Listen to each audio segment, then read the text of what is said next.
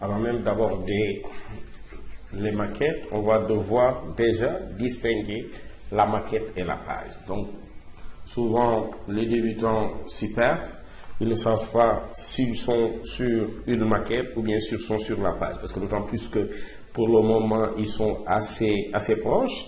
Et là, si vous regardez sur quelle page on est, la page sélectionnée change de couleur. Ici, on est sur la page 4. Et si vous regardez ici en bas, on est bien sûr sur la page 4. Si je voulais être sur la page 1, je peux bien sûr défiler jusqu'à l'atteindre, mais je peux double-cliquer ici.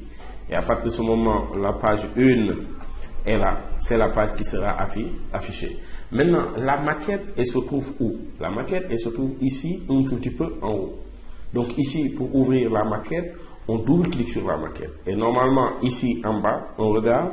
Le nom a changé. Non pas, on n'a plus la page 1, 2, 3, mais on a plutôt ici le nom maquette. Autre chose aussi, sur la maquette, on a toujours ces insignes sous forme de chaîne qui nous montrent que, attention, on n'est plus sur une page, mais on est sur la maquette. Donc ici, chose très simple, on peut aussi toujours venir ici dans Quack Express et naviguer aussi entre les pages. Là aussi, une meilleure navigation sans passer par la disposition des pages. On peut toujours venir ici et naviguer. Donc là, j'ouvre la maquette.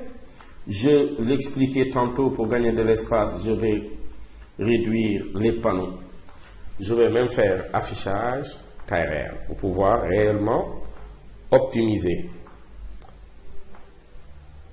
Voilà, mes panneaux de travail. Ici, on est sur la maquette.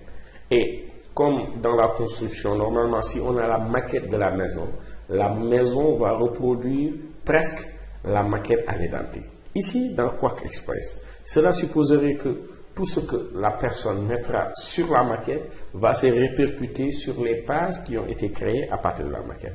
Chose très simple, comme l'exemple vaut mieux que la théorie. Par exemple, ici, dans ma page, je considère que avec l'outil texte, je mets ici, par exemple,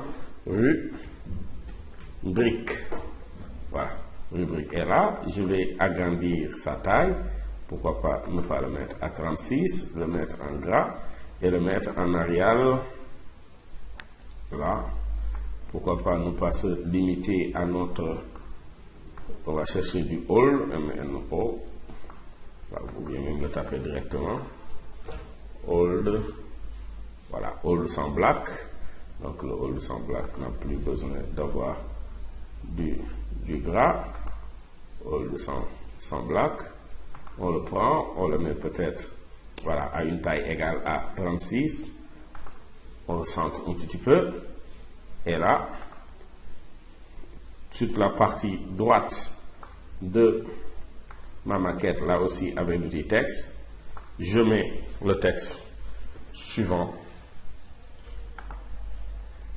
Là, je prends l'outil texte, je trace un bloc de type texte et j'écris info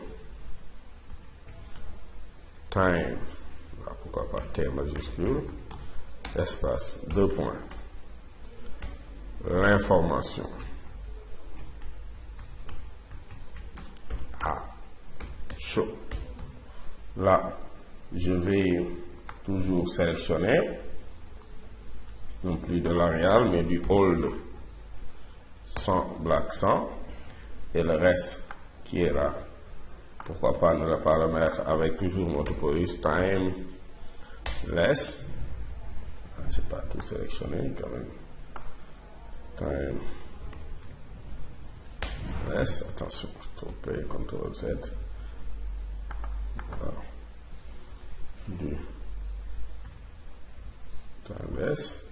Et là, pourquoi pas ne pas le mettre en italique. Et même là aussi, dans l'orientation, l'orienter au bas, et ici aussi dans l'onglet classique, le positionner un peu à droite. Donc peut-être augmenter un petit peu la taille, ne pas le laisser à ces 12 là, mais plutôt à 16 du genre. Voilà, voilà comme ça, 16. Voilà. Donc ici, on a notre rubrique qui a été dessiné sur la maquette à gauche, et sur l'autre partie, nous avons directement, on va peut-être diminuer un tout petit peu la taille du texte, peut-être le mettre à 30 comme ça, voilà, diminuer un tout petit peu, voilà. On a notre rubrique et à droite, nous avons notre slogan qui est là. Infotime, l'information à chaud. On est toujours sur la maquette, si vous me souvenez. Je suis là, ou bien même pour gagner du temps, je vais passer sur les pages.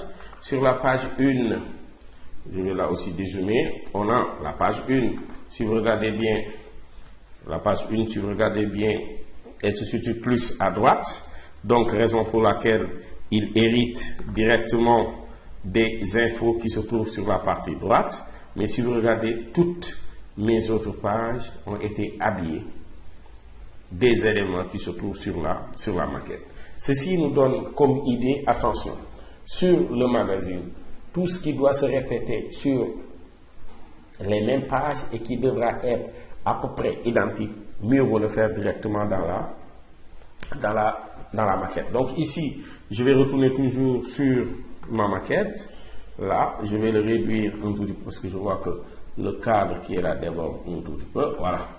Donc ici, là aussi, je vais afficher la fenêtre couleur. Si vous ne l'avez pas, vous pouvez toujours aller dans fenêtre et cocher couleur.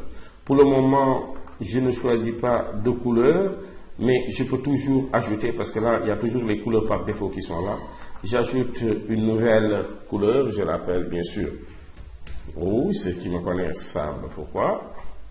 Voilà, je suis toujours avec du rouge, je vais chercher un petit peu. Voilà, à l'assombrir. Voilà. Là, je valide par OK. Et il y a ma couleur qui est là. Maintenant, attention. Sur un bloc de type texte, dans Quark, si vous vous rappelez, le cours n'est pas pour du texte, n'est pas pour les bases normalement de Quark. On a deux parties. Ça, c'est pour la couleur du bloc de texte.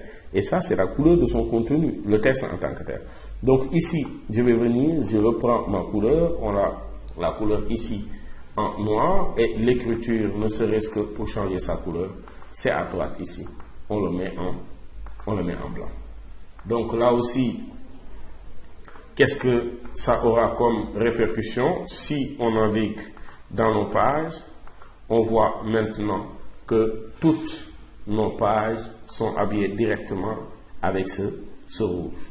Donc, c'est tout naturellement comme ça qu'on va devoir continuer et même numéroter nos pages de magazine. Donc ici, pour faire la numérotation des pages, mieux vaut le mettre dans la maquette, d'autant plus que tout ce qu'on met sur la maquette va se répercuter sur toutes les pages. Et on aimerait numéroter les pages de notre magazine, chose très simple. Donc là, si on revient, on va ouvrir la maquette. Donc là, je serai obligé de brancher.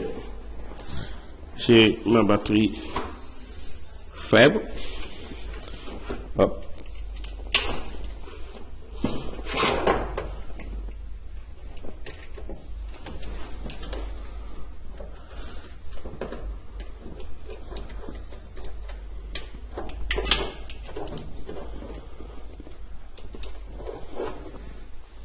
Voilà. Donc là, qu'est-ce que je fais? J'ouvre d'abord la maquette. Comment ajouter maintenant des pages dans Quark Express? Chose très simple. Là, je vais afficher encore pour que vous puissiez voir taille réelle et revenir en bas sur ma partie gauche. Donc ici, je vais prendre l'outil texte. Je passe une zone de texte.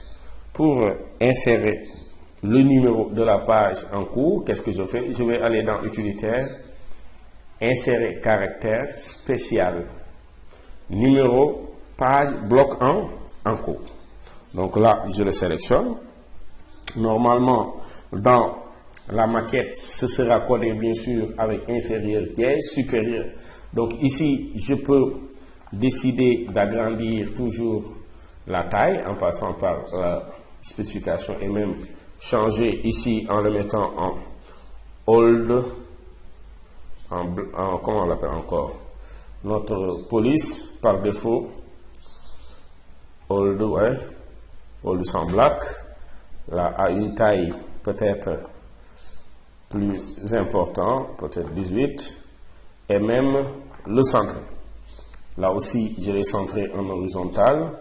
Je peux venir le centrer aussi en vertical pour être sûr.